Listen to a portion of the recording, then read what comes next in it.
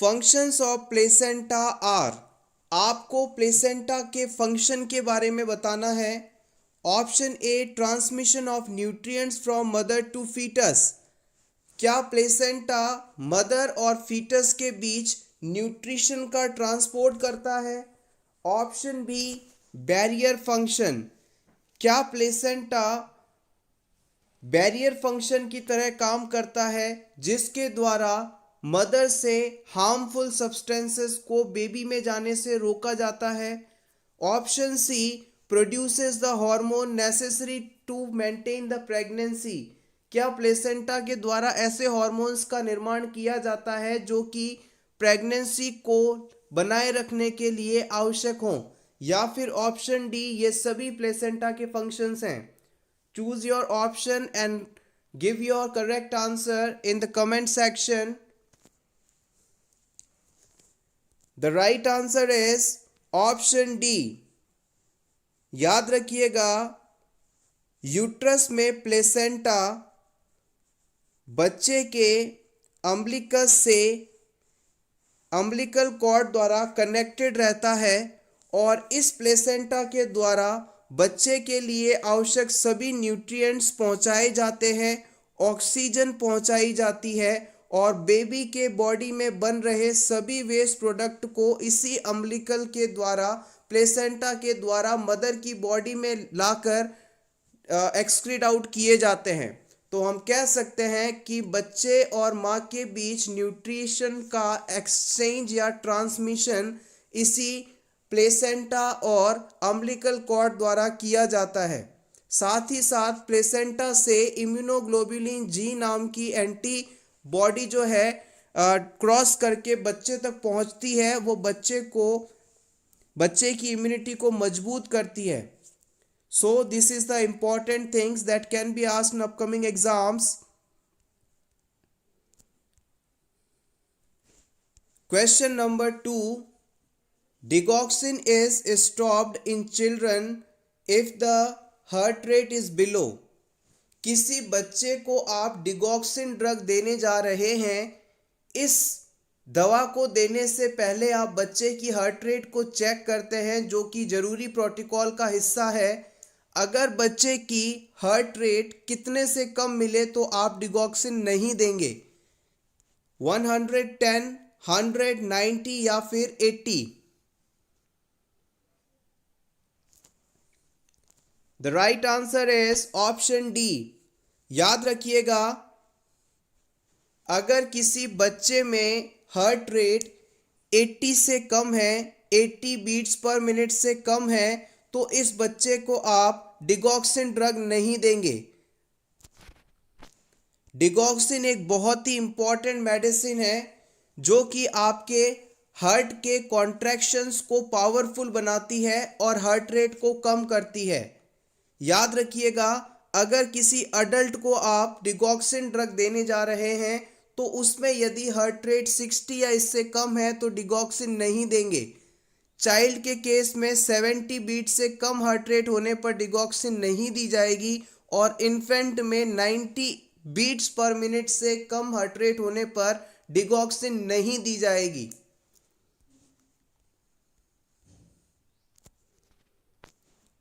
Question number 3, first case of COVID-19 seen outside the China। कोविड-19 का पहला case किस देश में पाया गया चाइना के अलावा? Italy, America, Spain, Thailand. The right answer is option D, Thailand. याद रखिएगा, first official confirmed case outside the China identified in Thailand at 19th January 2020। China से बाहर पहला केस 13 जनवरी 2020 को थाईलैंड में पाया गया था।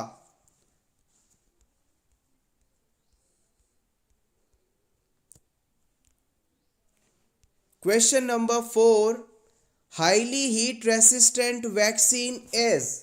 आपको हीट रेसिस्टेंट वैक्सीन को सेलेक्ट करना है। हीट रेसिस्टेंट वैक्सीन का मतलब है ऐसा वैक्सीन जो कुछ हद तक टेम्परेचर को बर्दाश्त कर सके, हीट एक्सपोजर को सह सके, खराब ना हो। Option A MMR, BCG, OPV या फिर TT।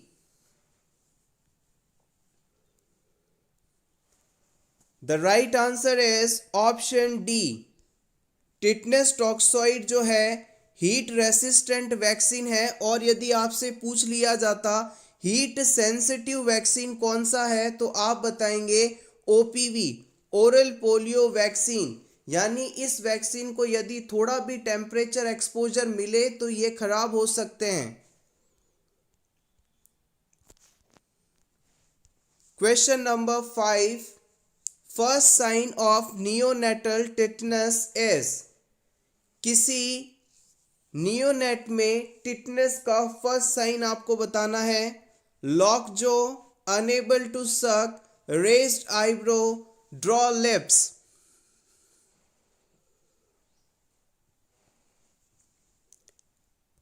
The right answer is option B. Neonate में यानी 0 से 28 डे के बच्चे में अगर आपसे पूछा जाए कि टिटनेस का क्या साइन देखा जाएगा, फर्स्ट साइन क्या होगा, तो आप बताएंगे ये बच्चा ब्रेस्ट फीडिंग के समय ब्रेस्ट को सक नहीं कर पाएगा, unable to suck. First sign of tetanus in neonate is inability to suck और breast feed and excessive crying. ये बच्चा ब्रेस्ट फीडिंग नहीं कर पाएगा और बहुत ही ज़्यादा क्राई करेगा। This is the first sign of tetanus. Important question, decannulisation means. Decannulisation का क्या मतलब होता है? Removal of cannula, removal of endotracheal tube, removal of tracheostomy tube या फिर removal of venturi mask. What is the exact meaning of decannulization? The right answer is option C. याद रखिएगा, tracheostomy tube का रिमूवल डीकैनुलाइजेशन कहलाता है। Decannulation का मतलब है ट्रेकियोस्टोमी ट्यूब को रिमूव करना।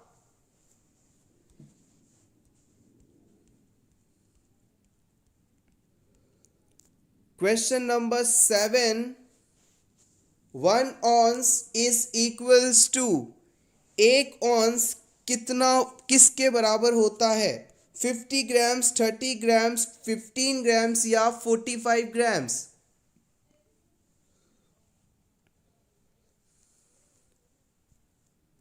The right answer is option B, 30 grams.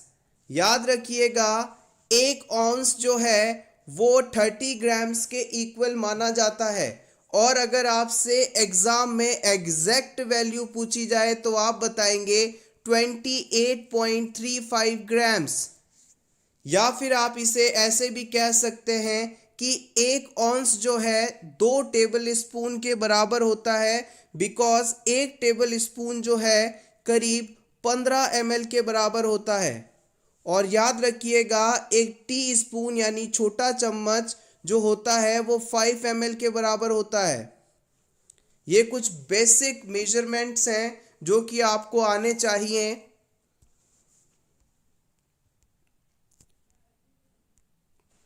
Question number 8, intramuscular injection is given at angle of. आपको बताना है IM इंजेक्शन किस एंगल पर इंसर्ट किया जाता है? 15 डिग्री, 30 डिग्री, 45 डिग्री या फिर 90 degree. The right answer is option D, 90 degree angle पे। याद रखिएगा इंट्रामस्कुलर इंजेक्शन 90 डिग्री एंगल से एडमिनिस्टर किया जाता है, यानी बिल्कुल स्ट्रेट। इंट्रामस्कुलर इंजेक्शन जो है डीप मसल्स के अंदर दिया जाता है। इस क्वेश्चन को रिसेंटली नॉर्सेट एग्जाम में पूछा गया है। सो अगर आप किसी भी लेवल के एग्ज़ाम की तैयारी कर रहे हो वहाँ पर इस तरह के बेसिक क्वेश्चंस को पूछा जा सकता है। इंडिया में एम्स सबसे बड़ा हेल्थ केयर इंस्टीट्यूट माना जाता है और उस लेवल के एग्ज़ाम में अगर इस तरह के क्वेश्चंस पूछे जाते हैं तो आप ये मानकर चलिए नर्सिंग फील्ड के अंदर कोई भी क्वेश्चन इजी नहीं होता, हल्का नहीं होता, कभी भी किसी भी एग्ज़ाम में पूछा जा सकता है। सो अपनी प्रिपरेशंस को बेहतर बनाने के लिए हर चीज़ को आपको तैयार करना होगा। Question number 9, Reye syndrome is caused due to use of.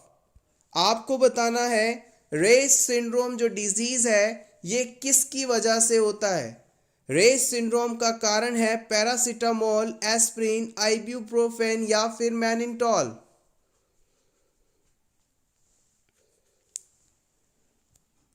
The right answer is option B.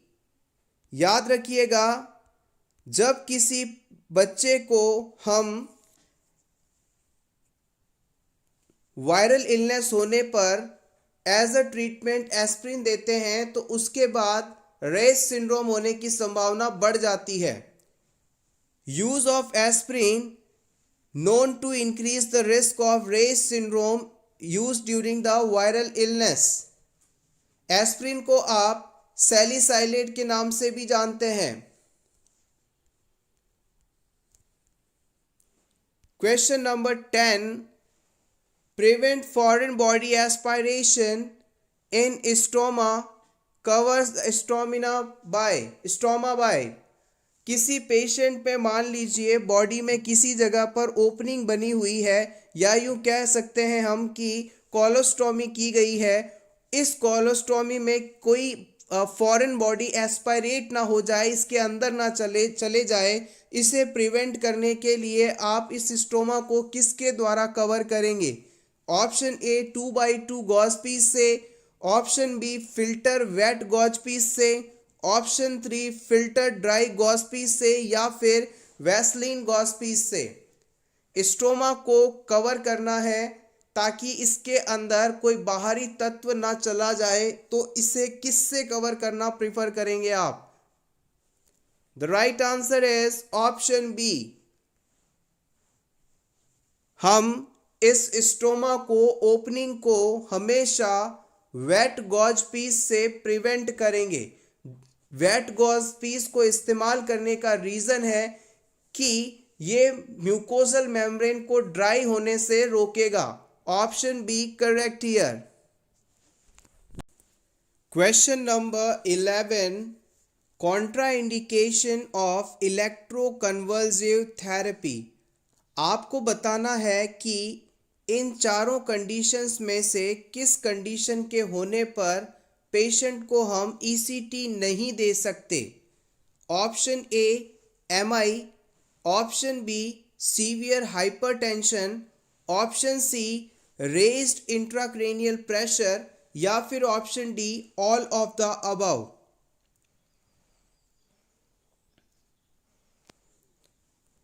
The right answer is option D. अगर पेशेंट को मायोकार्डियल इंफ्राक्शन यानी हार्ट अटैक है, पेशेंट में ब्लड प्रेशर काफ़ी बढ़ा हुआ है या फिर पेशेंट का इंट्राक्रेनियल प्रेशर बढ़ा हुआ है, तो इस कंडीशन में हम पेशेंट को इलेक्ट्रोकन्वल्सिव थेरेपी नहीं देते हैं। इलेक्ट्रोकन्वल्सिव थेरेपी का इस्तेमाल मुख्य रूप से सीवियरली डिप्रेस्ड पेशेंट के ट्रीटमेंट में किया जाता है।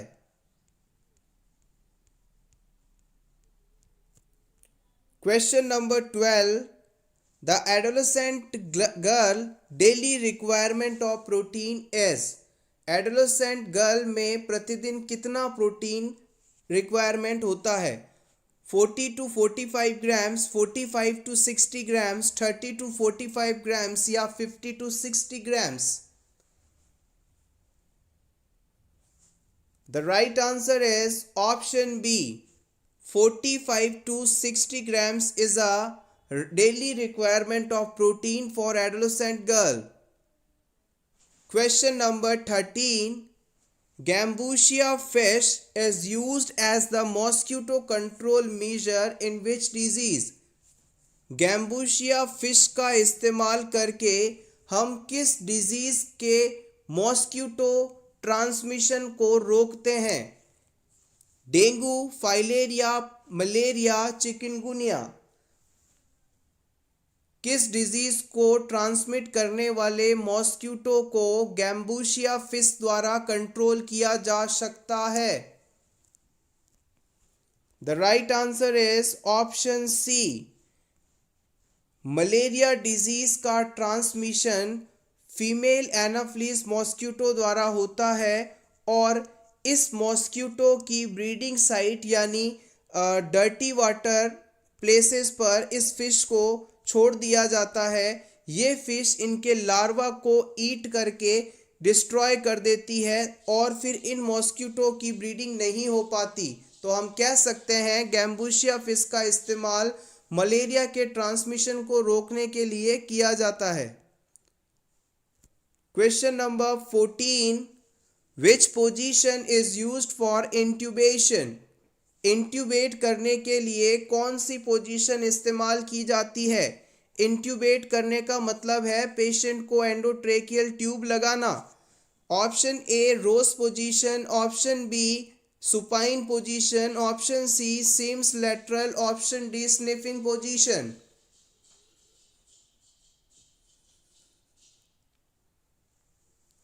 The right answer is option D.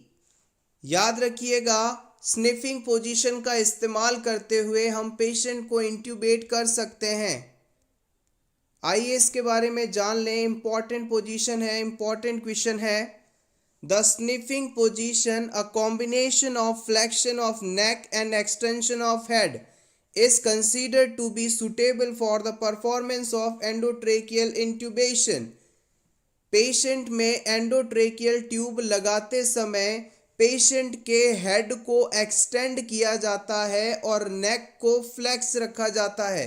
ये पोजीशन स्निफिंग पोजीशन कहलाती है। To place a patient in this position, anaesthesiologist usually put a pillow under patient's occiput. इस पोजीशन को बनाने के लिए डॉक्टर द्वारा या एनेस्थीसियोलॉजिस्ट के द्वारा पेशेंट के कंधे के नीचे एक पिलो रख देता है। पेशेंट के कंधों के नीचे एक पिलो को रखकर पेशेंट के हेड को एक्सटेंड और नेक को फ्लेक्स किया जाता है। आप चाहें तो इसका स्क्रीनशॉट ले सकते हैं आपके रिवीजन के लिए।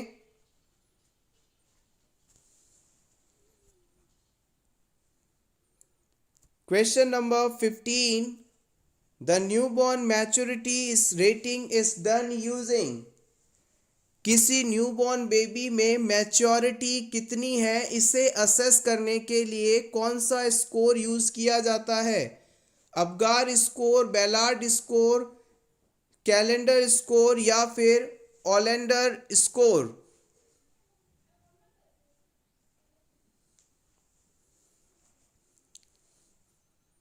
The right answer is option B, Ballard score. याद रखिएगा, बेलार्ड स्कोर का इस्तेमाल करके हम पेशेंट की, बच्चे की मैच्योरिटी को असेस करते हैं।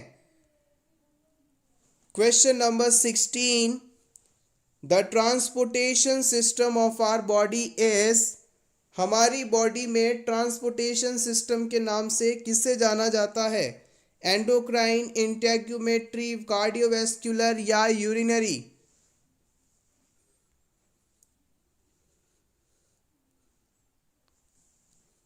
The right answer is option C, cardiovascular system को ट्रांसपोर्टेशन सिस्टम के नाम से जानते हैं हम।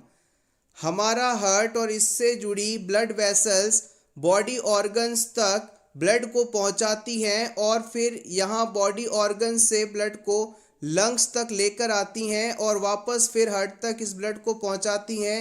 ये पूरा system cardiovascular system, cardio means heart और वैस्कुलर मीन्स वेसल, ये सिस्टम ट्रांसपोर्टेशन सिस्टम के नाम से जाना जाता है।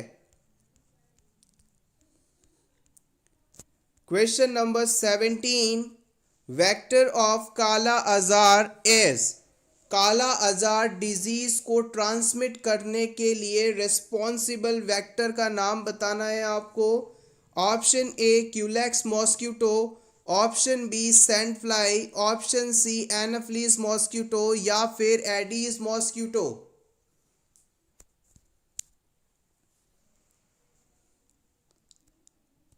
The right answer is option B. याद रखिएगा, काला अज़ार डिजीज ट्रांसमिट होता है बाय द सैंड फ्लाई। आइए इस डिजीज से जुड़े कुछ और इम्पॉर्टेंट पॉइंट्स को रिवाइज कर लें। काला अज़ार और leishmaniasis is a parasitic disease caused by leishmania parasite. याद रखिएगा, काला अज़ार डिजीज को हम लेशमैनियासिस डिजीज के नाम से जानते हैं और ये एक पैरासाइटिक डिजीज है जो कि लेशमैनिया पैरासाइट के द्वारा होता है। This parasite typically lives into the infected sand flies. ये जो इन्फेक्टेड सैंड फ्लाई है उनमें पाया जाता है। लेशमैनिया पैरासाइट इन्फेक्टेड सैंड फ्लाइज में पाया जाता है। You can contract leishmaniasis from a bite of infected sand fly। किसी भी पेशेंट को यदि ये इन्फेक्टेड सैंड फ्लाई अगर काट ले तो उसमें लेशमैनियासिस डिजीज का इन्फेक्शन हो सकता है। The sand flies that carries parasite typically reside in tropical and subtropical environments। इस प्रकार के पैरासाइट को रखने वाली कैरी करने वाली जो सैंड फ्लाई है ये आपके ट्रॉपिकल और सब ट्रॉपिकल एनवायरनमेंट्स में पाई जाती है specially. Question number 18, most important step of hand washing. किसी भी हॉस्पिटल में इन्फेक्शन को कंट्रोल करने के लिए, ट्रांसमिशन को रोकने के लिए हैंड वॉशिंग एक बहुत ही ज़रूरी प्रोसेस है। इस प्रोसेस का सबसे इम्पॉर्टेंट स्टेप क्या होता है इसे आपको बताना है। सैनिटाइज़र, टाइम, फ्रिक्शन या फिर एंटीसेप्टिक सॉल्यूशन।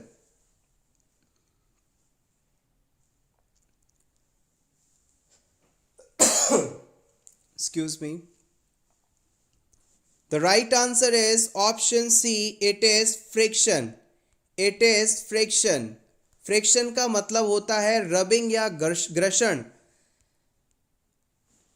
अगर आप मेडिकल हैंड वॉशिंग कर रहे हैं तो आपको कम से कम 3 से 5 मिनट तक हैंड वॉश करना है और इसमें आपका जो फ्रिक्शन या रबिंग टाइम, स्क्रबिंग टाइम होगा वो कम से कम 60 सेकेंड्स का होना चाहिए, 1 मिनट का होना चाहिए। अगर आप सर्जिकल हैंड वॉशिंग कर रहे हैं तो इस समय आपको कम से कम 90 सेकेंड से यानी 1.5 मिनट से 2 मिनट तक एटलीस्ट स्क्रबिंग करनी है, फ्रिक्शन करना है, स्क्रबिंग करनी है। This is important.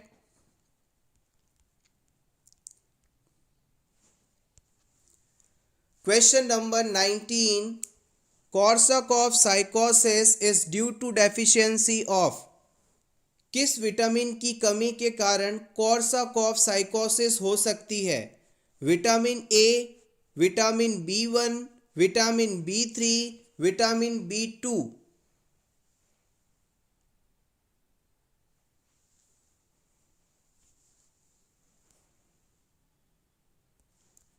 The right answer is option B. याद रखिएगा, अगर किसी पेशेंट में विटामिन B1 यानी थायमीन की कमी है तो उसे कोर्साकॉफ साइकोसिस हो सकती है। Wernicke's encephalopathy and Korsakoff psychosis are caused by the deficiency of vitamin B1। Vitamin B1 यानी थायमीन की कमी से वर्निक्स एन्सेफेलोपैथी और कोर्साकॉफ साइकोसिस जैसे डिजीज हो सकते हैं। Thiamine plays a role in metabolising glucose to produce energy for the brain.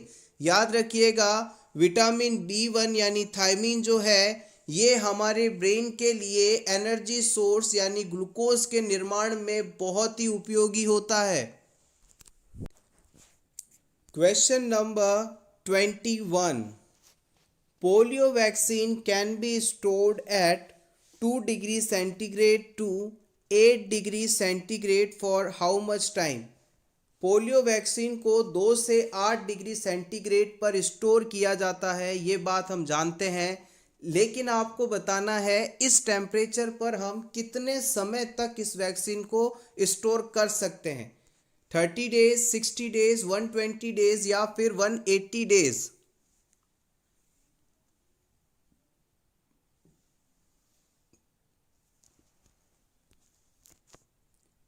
The right answer is option D. याद रखिएगा, पोलियो वैक्सीन को हम 2 से 8 डिग्री सेंटीग्रेड टेम्परेचर पर 6 महीने तक स्टोर कर सकते हैं। 6 मंथ्स तक स्टोर कर सकते हैं। 6 मंथ्स कह दीजिए या फिर 180 डेज कह दीजिए।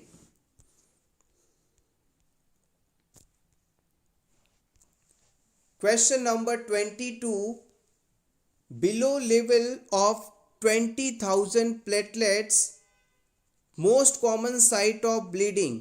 अगर किसी पर्सन में प्लेटलेट काउंट 20,000 से कम हो जाए तो इस सिचुएशन में सबसे ज़्यादा ब्लीडिंग किस जगह हो सकती है? Internal bleeding, joint bleeding, nose bleeding या फिर कहीं भी?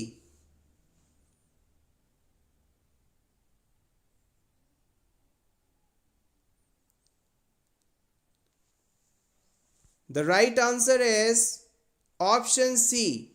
याद रखिएगा, नॉर्मल प्लेटलेट काउंट 1.5 से 3.5 लाख के बीच होता है और अगर किसी पर्सन में 20,000 से कम प्लेटलेट काउंट है तो इसके अंदर ब्लीडिंग होने की संभावना बहुत ही ज़्यादा होगी।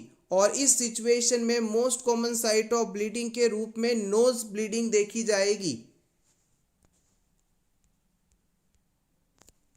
Question number 23, gas gangrene is caused by. Gas gangrene किसके कारण हो सकता है? Clostridium tetani, Clostridium perfringens, Clostridium difficile, anaerobic streptococci. किसके द्वारा गैस गैंग्रीन हो सकता है?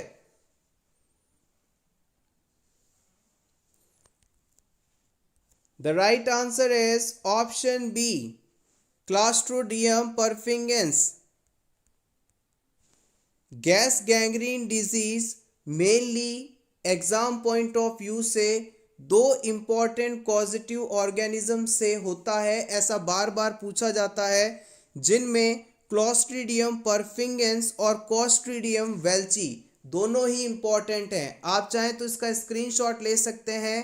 Clostridium perfringens and Clostridium welchii. Question number 24, the suture that separates the occipital bone and the 2 parietal bone। आपको बताना है किसी पर्सन में ऑक्सीपिटल बोन को दोनों पैराइटल बोन से सेपरेट करने वाला सूचर क्या कहलाता है? ये सूचर जो मैं डार्क कलर से ड्रॉ कर रहा हूँ, इसका नाम आपको बताना है। Option A frontal, B coronal, C sagittal, D lambdoid. This is the occipital bone and this is the parietal bone. इन पैराइटल बोन्स को ये सूचर ऑक्सीपिटल बोन से अलग करता है। The right answer is option D, it is lambdoid suture. याद रखिएगा, ये सूचर लैम्डा शेप का होता है, इसलिए इसे लैम्डॉइड सूचर के नाम से जाना जाता है। आइए क्विकली रिवाइज कर लेते हैं हमारे स्कल में पाए जाने वाले सभी सूचर्स की। This is the skull. सबसे पहला आता है फ्रंटल सूचर। फ्रंटल सूचर जो है हमारी दोनों फ्रंटल बोन्स के बीच पाया जाता है। सेकंड आता है कोरोनल सूचर, जो कि फ्रंटल और पैराइटल के बीच पाया जाता है। These are the parietal bones and this is the frontal bone and this is the coronal suture जो मैं डार्क से बना रहा हूँ, ये आपकी फ्रंटल और पैराइटल बोन के बीच पाया जाता है। थर्ड आता है सेजाइटल सूचर। सेजाइटल सूचर ये आपकी दोनों पैराइटल बोन को सेपरेट करता है। This is the sagittal suture. फिर आता है लैम्डोइड सूचर, जिसे हमने अभी लैम्डा शेप से ड्रॉ किया था, इस क्वेश्चन में पूछा भी गया था। और फिर आता है स्क्वैमस सूचर, ये आपकी पैराइटल बोन और टेम्पोरल बोन के बीच पाया जाता है। पैराइटल और टेम्पोरल बोन के बीच में स्क्वैमस सूचर पाया जाता है। आप चाहें तो इसका स्क्रीनशॉट ले सकते हैं। Question number 25, last case of polio was reported in. Polio का आखिरी केस कब रिपोर्ट किया गया था? 2011 में, 12 में, 13 में, 14 में। ये आपको इंडिया के एस्पेक्ट में बताना है। Last case of polio was reported in India at which year? The right answer is option ए, वर्ष 2011 में पोलियो का आखिरी केस रिपोर्ट हुआ था। अगर आपसे और स्पेसिफिक यदि पूछा जाए तो आप बताएंगे last case of polio in the country was reported from Howrah district in West Bengal on 13 जनवरी 2011। 13 जनवरी 2011 को पश्चिम बंगाल के हावड़ा डिस्ट्रिक्ट में आखिरी पोलियो का केस रिपोर्ट हुआ था। Next question, question number 26, Smith test is used to detect. Smith test किसके डिटेक्शन में इस्तेमाल किया जाता है? Bile salt, bile pigment, sugar या फिर कीटोन बॉडी? स्मिथ टेस्ट किसके लिए इस्तेमाल किया जाता है? The right answer is option B. याद रखिएगा, अगर आपको बाइल पिगमेंट की प्रेजेंस को डिटेक्ट करना है तो इसके लिए स्मिथ टेस्ट करवाएंगे आप। Question number 27, from where corona virus get its name. Corona virus को कोरोना वायरस नाम किस जगह पर दिया गया, किसके बिहाफ पर दिया गया? Option A, due to their crown like projections, इसमें मौजूद क्राउन लाइक प्रोजेक्शन के कारण इसे कोरोना वायरस कहा गया। Due to leaf like projection, leaf like projection के कारण कहा गया। या फिर due to surface structure of bricks, bricks की तरह इनकी सरफेस स्ट्रक्चर है इसलिए कहा गया। या इनमें से कोई भी नहीं।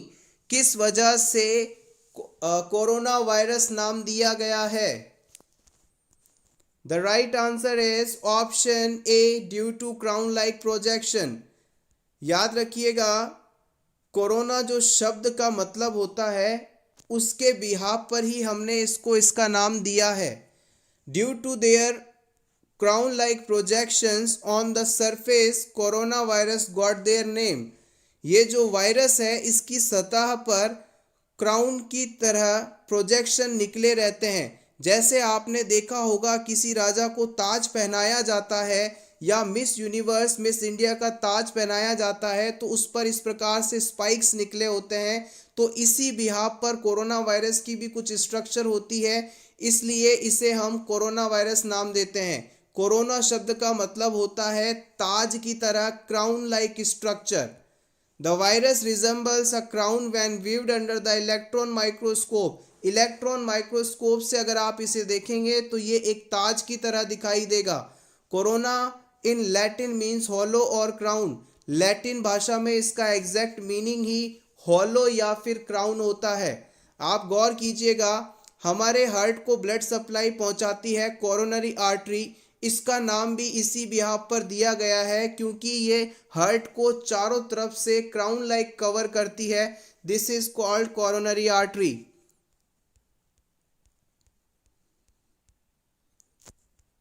Question number 28, administration of medication in eye is known as. अगर किसी पेशेंट में आपको आई ड्रॉप एडमिनिस्टर करनी है तो इसको कौन से मेथड्स के नाम से जाना जाता है? इंसफलेशन, इंसर्शन, इनंक्शन या फिर इंस्टिलेशन? आंख में दवा डालना क्या कहलाता है exactly? The right answer is option D. आप याद रखेंगे, this process is called instillation. आइए इसके बारे में और जान लें।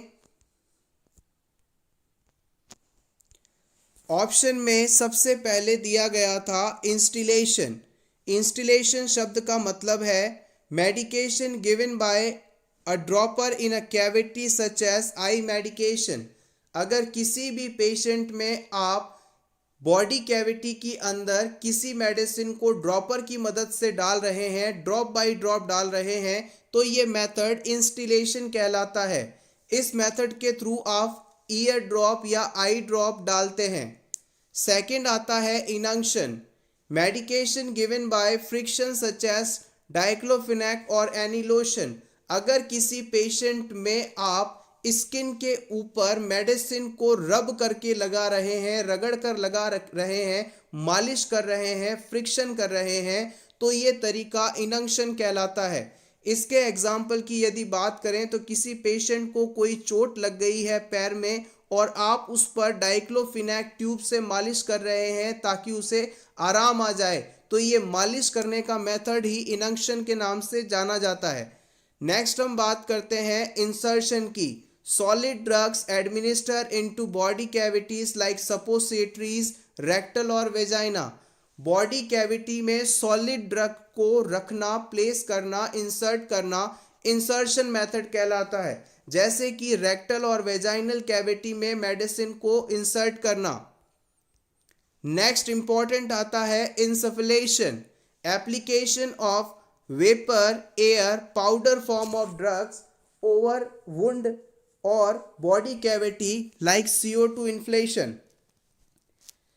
अगर किसी पेशेंट के शरीर में हम मेडिसिन को वेपर फॉर्म में, एयर फॉर्म में या पाउडर फॉर्म में अप्लाई करते हैं तो ये प्रोसेस इंसफलेशन कहलाता है। जैसे सर्जरी के दौरान एब्डोमिनल कैविटी को इन्फ्लेट करने के लिए CO2 गैस को भरते हैं, या फिर हम पेशेंट की बॉडी में किसी पाउडर फॉर्म में मौजूद ड्रग को पुश करते हैं, तो ये सभी मेथड्स जो हैं इंसफलेशन कहलाते हैं।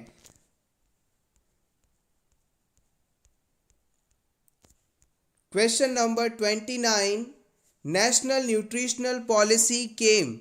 नेशनल न्यूट्रिशन पॉलिसी कब आई थी? 1993 में, 1995 में, 1997 में या फिर 2001 में?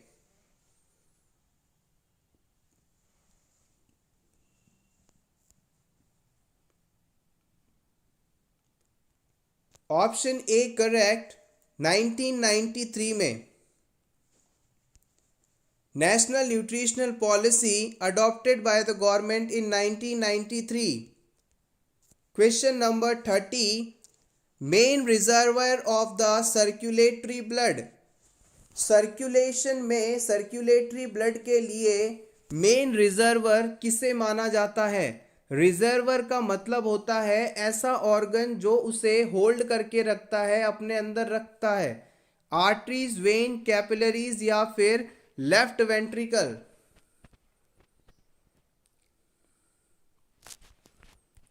The right answer is option B.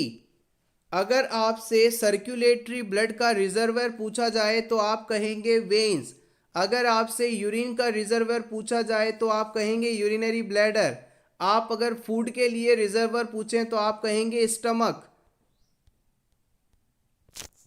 Question number 31, Ramsay scale is used for the assessment of. किसी पर्सन में रैमसे स्केल द्वारा आप किसका असेसमेंट कर सकते हैं?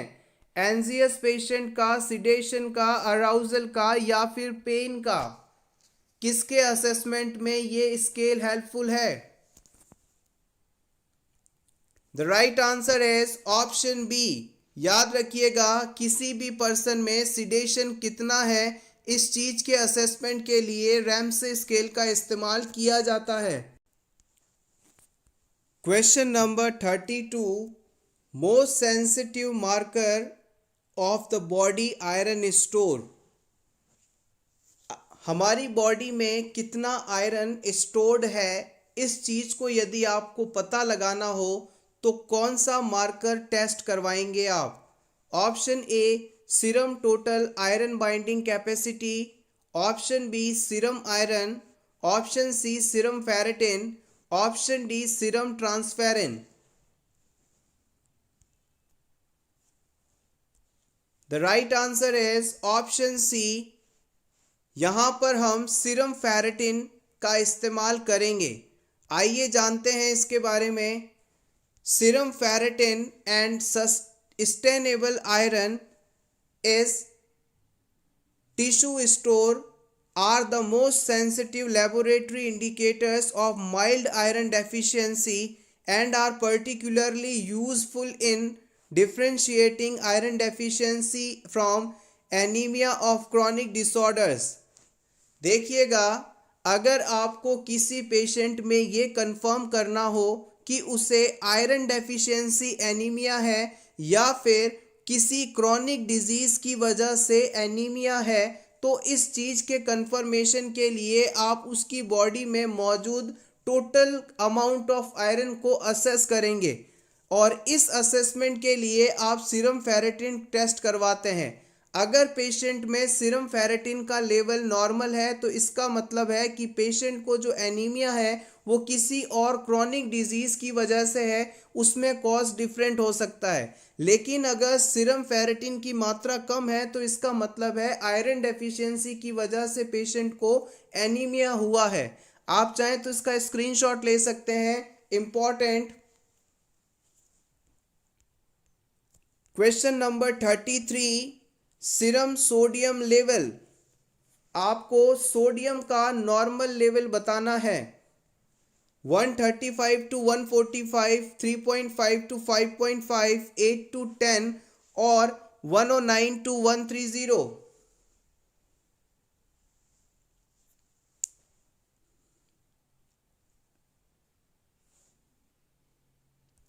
The right answer is option A। Previous exam में इस वैल्यू को पूछा गया है। सीरम सोडियम लेवल का नॉर्मल अमाउंट होता है 135 से 145 मिली इक्विवेलेंट पर लीटर। याद रखिएगा, हमारी सेल के बाहर सबसे ज़्यादा पाया जाने वाला कैशन है सोडियम। सोडियम अगर किसी पेशेंट में ज़्यादा होता है तो उसका ब्लड प्रेशर भी हमेशा बढ़ा हुआ रहता है।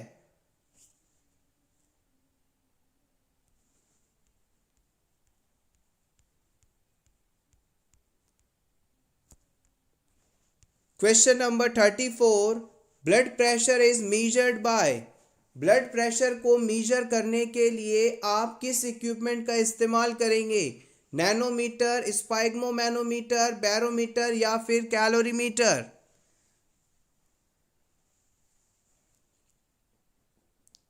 The right answer is option B.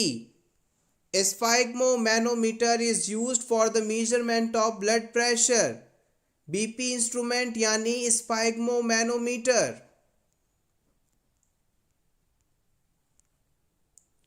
Question number 35, functional unit of kidney. Kidney की फंक्शनल यूनिट किसे कहा जाता है? ग्लोमेरुलस, नेफ्रॉन, बोमेंस कैप्सूल या फिर calyx? The right answer is option B, it is nephron. Nephron को हम किडनी की कार्यात्मक इकाई या फंक्शनल यूनिट के नाम से जानते हैं। Question number 36, incubation period of poliomyelitis is. Poliomyelitis या पोलियो डिजीज का इंक्यूबेशन पीरियड आपको बताना है। 1 to 2 days, 7 to 14 days, 1 to 3 days या 1 month।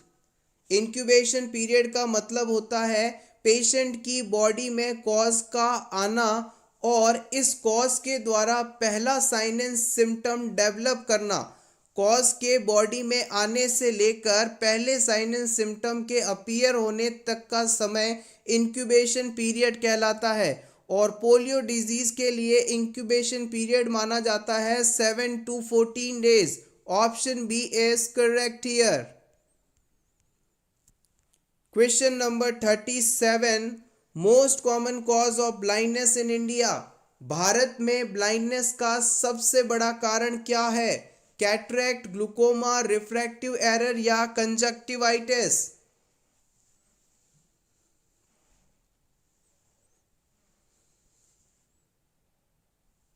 The right answer is option A, cataract. Cataract is a blurred vision or opacity of lens. It is the most common cause of blindness in India.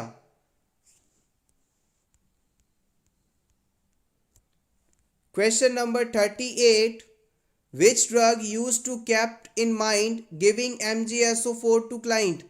अगर किसी client को आप magnesium sulphate दे रहे हैं तो कौन सी drug आपको हमेशा ध्यान रखनी चाहिए?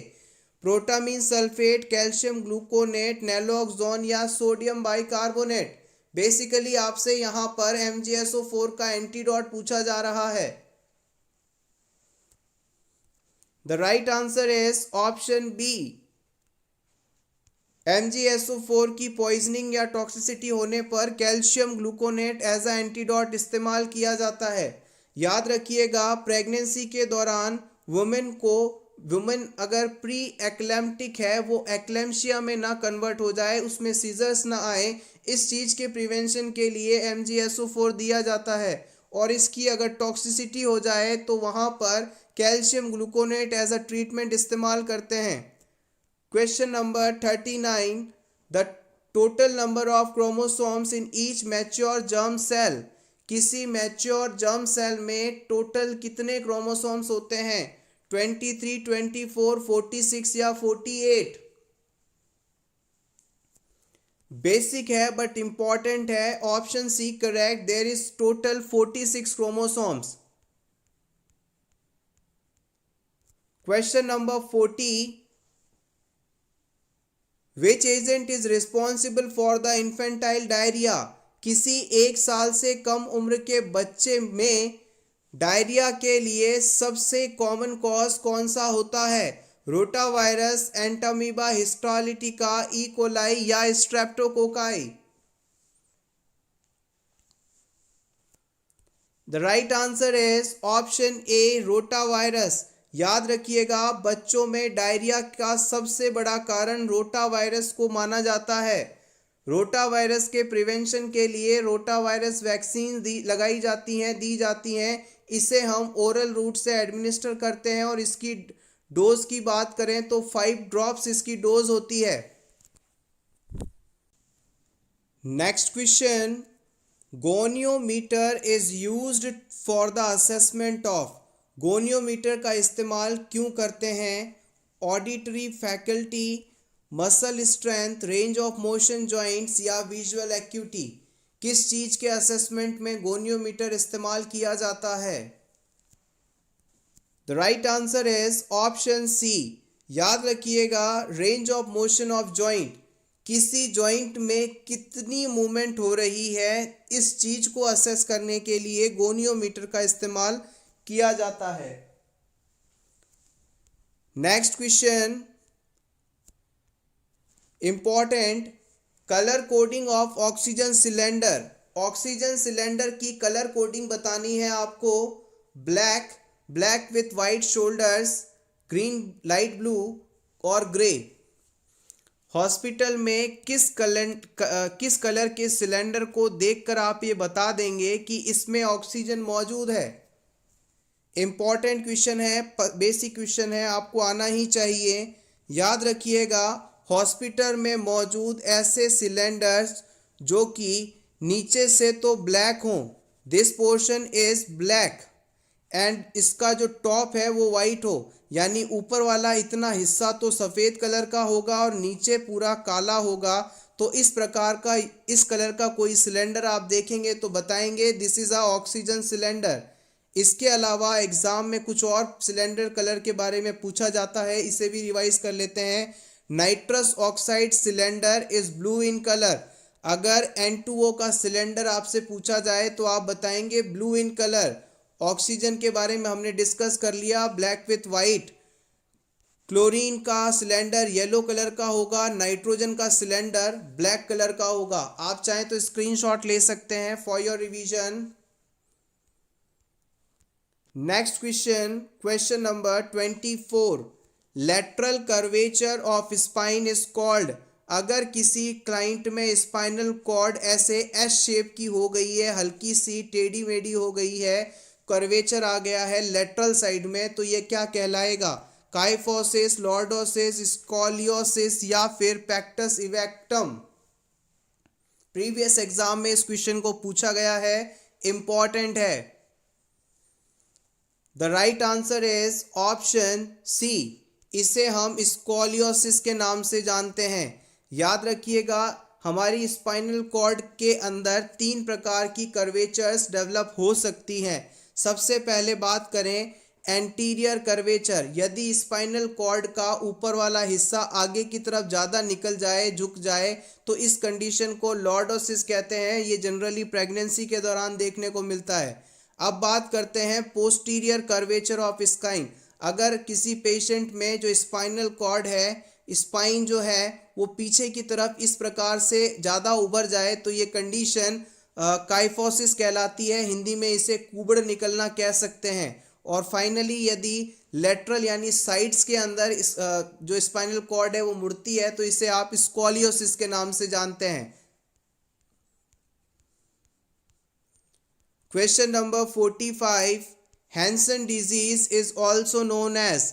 हैंसन डिजीज को आप और किस नाम से जानते हैं?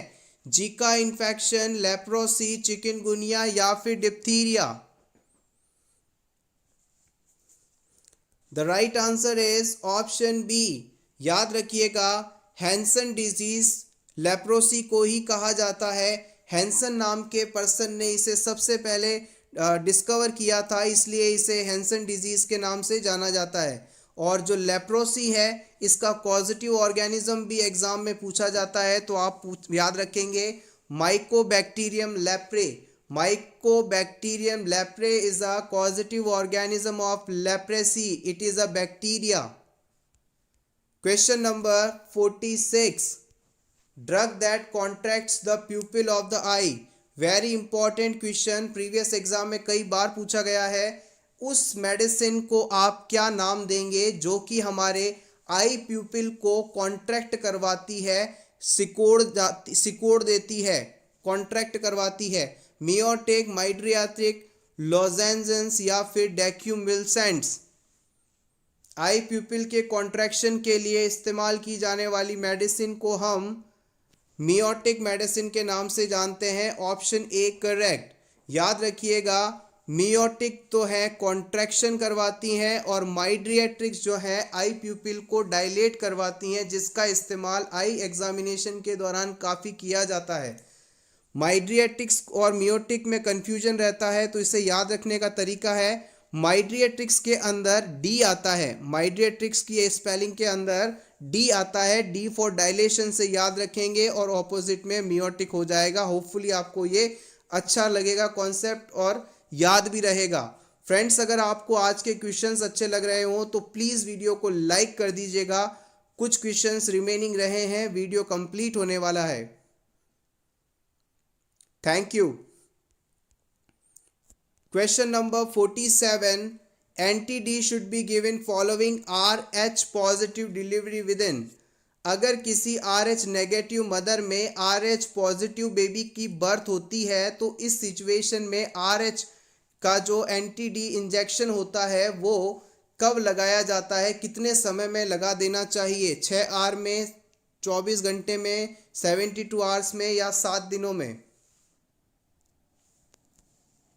The right answer is option C. याद रखिएगा, anti D injection should be given within 72 hours of delivery. Option C is correct. Question number 48, medication used for nausea and vomiting known as। nausea और vomiting के लिए दी जाने वाली medicine क्या कहलाती है? एनाल्जेसिक्स, एंटीपायरेटिक, एंटीएमेटिक या antibiotics? Basic but important. Option C correct. अगर किसी क्लाइंट को नोजिया वॉमिटिंग हो रही है, तो इसके प्रिवेंशन में जो मेडिसिन आप देते हैं उसे हम एंटी एमेटिक मेडिसिन के नाम से जानते हैं। एमेटिक्स का मतलब होता है वॉमिटिंग। एनाल्जेसिक्स मेडिसिन का मतलब होता है ऐसी मेडिसिन जो पेन को रोकती हैं, पेन किलर्स कह सकते हैं आप। एंटीपायरेटिक मेडिसिन ऐसी मेडिसिन होती हैं जो पायरेक्सिया यानी फीवर को रोकती हैं। और एंटीबायोटिक मेडिसिन इन्फेक्शन के ट्रीटमेंट में इस्तेमाल की जाती हैं। Question number 49. The equipment used in the examination of ear. Year examination में कौन सा इक्विपमेंट इस्तेमाल किया जाता है? लैरिंगोस्कोप, ऑप्थेल्मोस्कोप, ओटोस्कोप या फिर प्रोक्टोस्कोप?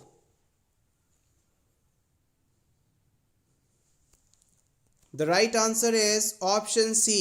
याद रखिएगा, ईयर एग्जामिनेशन के लिए ऑटोस्कोप इस्तेमाल करते हैं, एनाल एग्जाम के लिए प्रोक्टोस्कोप, आइज एग्जामिनेशन के लिए ऑप्थेल्मोस्कोप और लैरिंग्स एरिया के विजुअलाइजेशन के लिए लैरिंगोस्कोप इस्तेमाल किया जा सकता है। एन ओटोस्कोप और auriscope is a medical device which is used to look into the ears. Otoscope को हम ऑरिस्कोस्कोप के नाम से जानते हैं और इसका इस्तेमाल करके हम ईयर के इनसाइड स्ट्रक्चर को विजुअलाइज कर सकते हैं। Health care providers use otoscopes to screen for illness during regular checkups and also be investigate ear symptoms. Regular investigation के समय इसका इस्तेमाल किया जाता है। An otoscope potentially gives a view of ear canal, tympanic membrane और ear drum. याद रखिएगा, ऑटोस्कोप की मदद से आप ईयर कैनाल और टिम्पैनिक मेम्ब्रेन का एग्जामिनेशन कर सकते हैं। Question number 50, normal cholesterol level बताना है आपको। 100 से 150, 150 to 200, 200 to 250 या 250 to 300। What is the normal cholesterol level? The right answer is option B, 150 to 200 mg per dl। याद रखिएगा, नॉर्मल कोलेस्ट्रॉल का लेवल आपकी बॉडी में 200 mg पर dl से कम होना चाहिए, बिलो 200 mg पर dl होना चाहिए। अगर इससे ज़्यादा अगर लेवल बढ़ता है तो ये आपको हार्ट डिजीज़ दे सकता है। So be aware of it. Question number 51, last question of this video. The appropriate needle size for insulin injection. Insulin injection में किस साइज की निडल इस्तेमाल की जाती है? 18 gauge 1.5 inch, 22 gauge 1 inch, 22 gauge 1 and 1/2 inch, 25 gauze 1/5 inches long, 5/8 inches long।